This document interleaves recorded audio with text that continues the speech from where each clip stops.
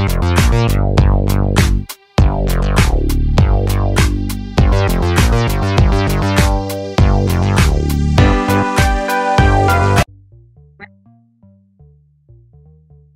hello family. It is your boy, Optimist Sniper. Bienvenue une fois de plus dans cette nouvelle vidéo portant sur un petit résumé sur les supports résistance. Dans les leçons précédentes, nous avons eu à parler des supports, on a parlé des résistances, on a parlé des lignes de tendance, on a parlé des canaux de tendance et bien d'autres petits détails d'abord.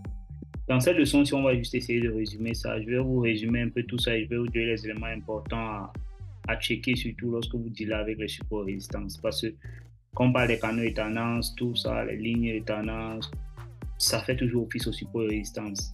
D'accord? Ok. Le support et la résistance. Premièrement, vous devez savoir que la première des choses qui est importante, c'est que vous devez savoir que quand on parle de support et de résistance, il est mieux de considérer un support ou une résistance comme une zone, d'accord? C'est très mieux pour vous. C'est une chose à retenir. Les niveaux de support et résistance ne sont pas des chiffres exacts. Quand on parle des chiffres exacts, ça veut dire que quoi? Je peux vous dire que la résistance est le niveau 1,07. Si vous constatez, la semaine passée, lorsqu'on était en train de faire cours, je vous ai dit que ce niveau-ci est une bonne résistance. Est-ce que s'il arrive qu'il est franchi, on peut avoir un mouvement aussi. Vous voyez, cette zone-ci a été franchie, d'accord, 1,700. Ça, je peux considérer ça comme un niveau de résistance, d'accord. Mais quand il va falloir se matérialiser sur le prix, je vais mettre ça comme une zone. Si vous essayez de voir là, j'ai matérialisé ça là comme une zone. Je n'ai pas matérialisé juste le chiffre 1,7000. Donc, ce qui veut dire que quoi, une bougie peut arriver à 1,700, ça traverse ça, d'accord, avant de revenir descendre. Donc, il ne faut pas considérer les niveaux de support résistance, que ce soit un support ou une résistance, c'est mieux de les considérer comme des zones, d'accord, pour essayer de regarder comment le prix réagit à ces zones-là. Pas juste un niveau de chiffre exact où quand le prix va franchir ça directement, vous allez supposer que la résistance ou le support a été franchi. Non, c'est pas comme ça. Donc, il faut régulièrement considérer ça comme les zones. Ça sera plus avantageux pour vous. Pour vous aider à filtrer les cassures, je peux vous donner une manière de filtrer facilement les cassures, d'accord. Vous pouvez juste essayer de regarder ces zones-là avec un graphique linéaire, d'accord. C'est plus facile, je pense que vous avez même dit ça, c'est plus facile de regarder les zones de support et résistance avec les graphiques linéaires parce que quand vous regardez en bougie, vous avez tendance à considérer la clôture d'une bougie, tout ça. Regardez par exemple ici, là. Moi, c'est comme ça, tu peux carrément mettre là, c'était une zone de résistance, d'accord. Là, tu n'as pas office à aller regarder ce qui se passe dans le comportement des bougies là. C'est plus facile de regarder ça comme ça, une zone de support et résistance avec les lignes, d'accord. Tu vois carrément ici là que c'était une zone de résistance, non? Vous voyez, ici là, c'était une zone de résistance. Mais si vous regardez les bougies ici là, vous allez voir que les bougies ici là, il y a d'autres qui ont clôturé, tout ça peut vous embrouiller à mal considérer cette zone-là, d'accord, et à penser peut-être à une cassure alors que la cassure n'a pas eu lieu. Si vous regardez ici, là, vous allez voir que ici, par exemple, c'est une zone de support. Le prix avait aussi été ici. Vous voyez, c'est pas aussi parfait que ça, mais toujours est-il dit que vous devez comprendre le raisonnement de la zone de support et de résistance. OK. Je vais mettre ça en brouillé.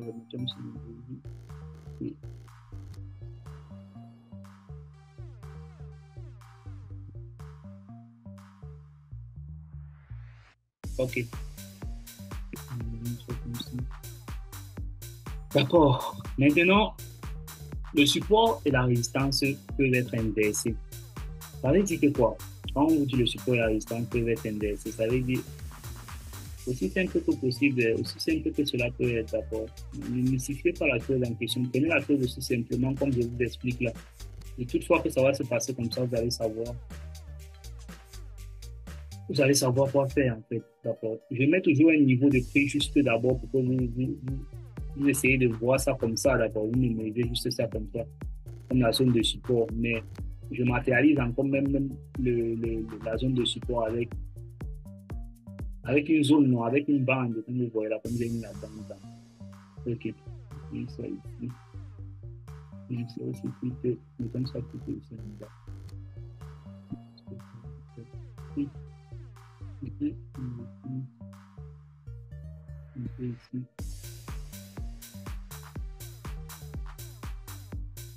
Ok, prenons ça comme ça.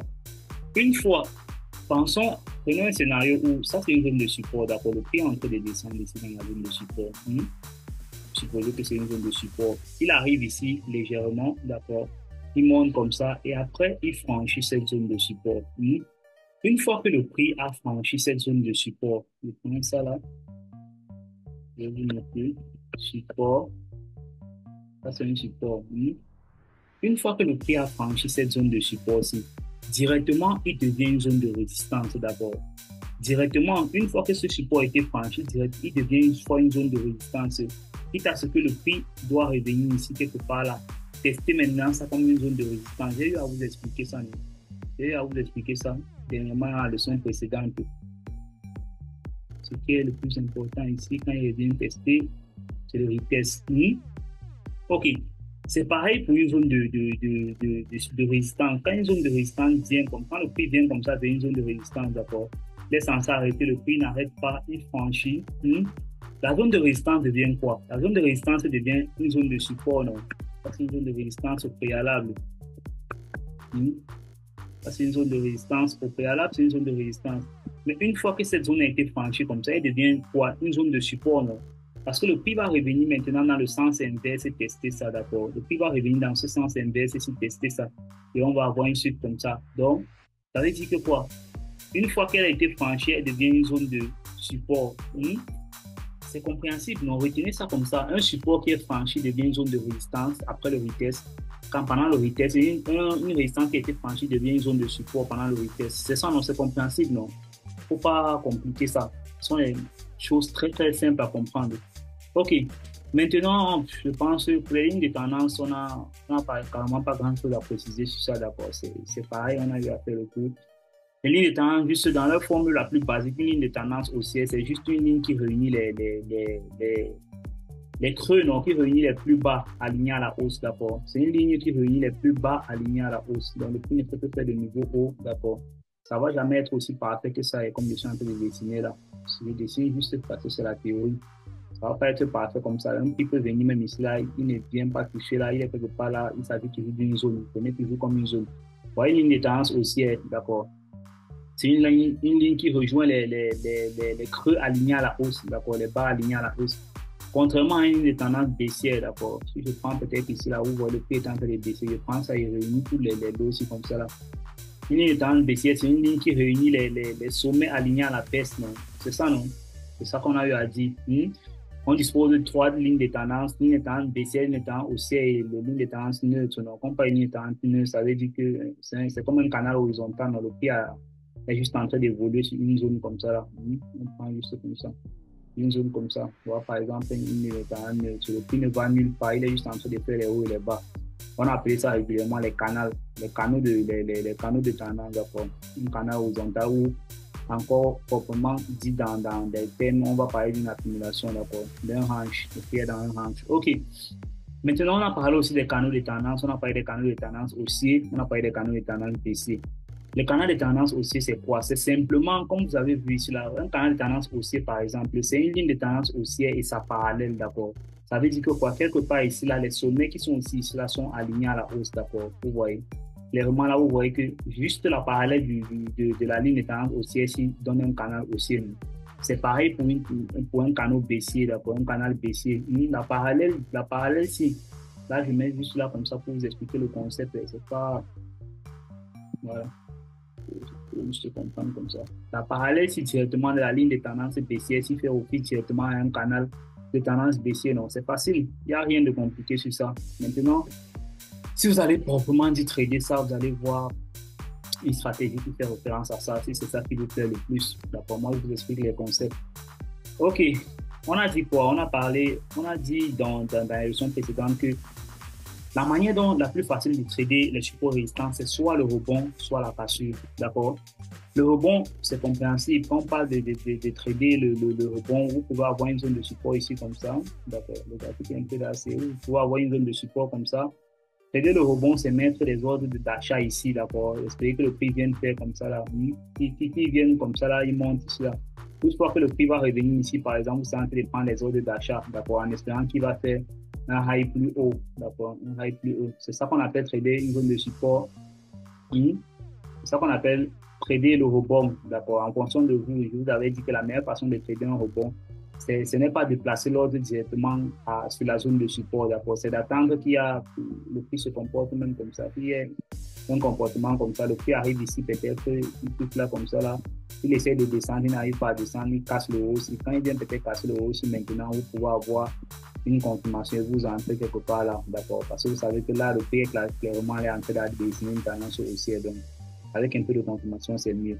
OK, où on peut avoir la cassure, on peut trader la cassure, d'accord. Le prix peut pouvoir arriver là, le prix pouvoir arriver là comme ça, il fait comme ça, il traverse, d'accord. Il traverse. Maintenant, on a dit qu'il y a deux façons de trader la cassure, soit de manière conservatrice ou de manière agressive. Quand je parle de manière conservatrice, ça veut dire quoi?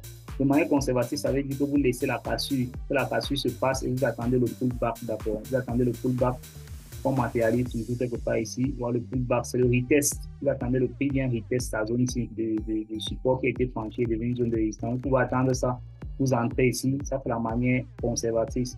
Maintenant, la manière agressive, c'est directement à la cassure ici, là, d'accord. Vous pouvez trader la cassure ici, ou quelque part un peu ici en bas directement, quelque part là en bas. Quand le prix traverse juste cette zone-là, directement peut-être là, une bougie ferme ici en bas directement, vous prenez une seule fois le sel. Ça, c'est la manière agressive, parce que vous estimez peut-être qu'il y a une liquidité en bas qui est en train d'être utilisée. OK. Ça, on fait juste le résumé. J'essaie juste de vous résumer tout ce qu'on a eu à voir. En tradant la meilleure manière encore ici, c'est d'attendre le retest. En tradant le retest, vous évitez les cassures de temps. Vous évitez les fake mouvements, d'accord. Quand il fait un retest, il vous confirme que vraiment il est en train d'aller. Il est en train de monter un order flow, en fait, un bon order flow, et c'est bien pour vous. OK. Je pense que ça, c'est un résumé près sur ce qu'on a eu à faire dans les leçons précédentes. Oh, vous voyez, là, si on essaye de voir, ça déjà, c'est un canal de tendance horizontale. Je vous donne quelques exemples qui vont frapper à mon œil rapidement avant qu'on ne clôture la leçon. Là, c'est un canal de tendance horizontale qui était ici. Si vous matérialisez le canal, vous allez voir, il veut mettre ça là comme ça. Il veut mettre peut-être tout ça avec une bande comme ça. OK. Maintenant, si j'essaie de regarder un canal de tendance baissier, ça ne va pas être parfait. Ça va pas être parfait. Ça va pas être parfait puisque je suis en train de faire ça là. D'accord. Voilà un canal de tendance baissier. Ça veut dire que quoi? Ça veut dire que voici aussi une ligne de tendance baissière et ça parallèle. OK. On essaie de regarder si on peut avoir un canal de tendance haussier. On peut avoir quelque chose là comme ça. On peut avoir bien comme ça. On peut la fermer bien comme ça. On essaie d'avoir quelque chose là comme ça. OK. Voilà par exemple, c'est un canal de tendance haussier, d'accord. Ça veut dire, voilà une ligne de tendance haussier ici, ça parallèle. C'est compréhensible, non? OK.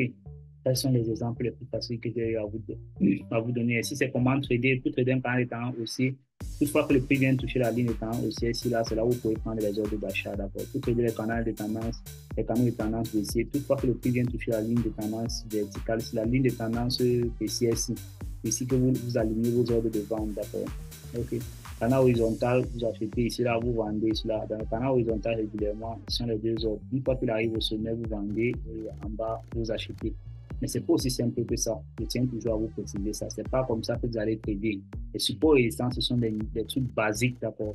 Maintenant, derrière ça, vous allez aligner beaucoup d'autres choses. Donc, là, on est encore carrément au début de la formation. Vous devez savoir que c'est pas tout ça. C'est pas juste ça.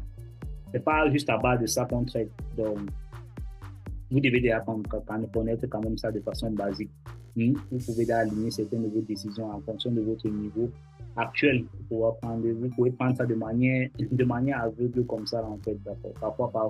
Parce que parfois, même lorsque tu mystifies trop, ça ne va pas obligatoirement dire que tu vas avoir un trade gagnant. Donc, acceptez votre position, essayez d'évoluer progressivement. It was your mentor, Optimist Sniper.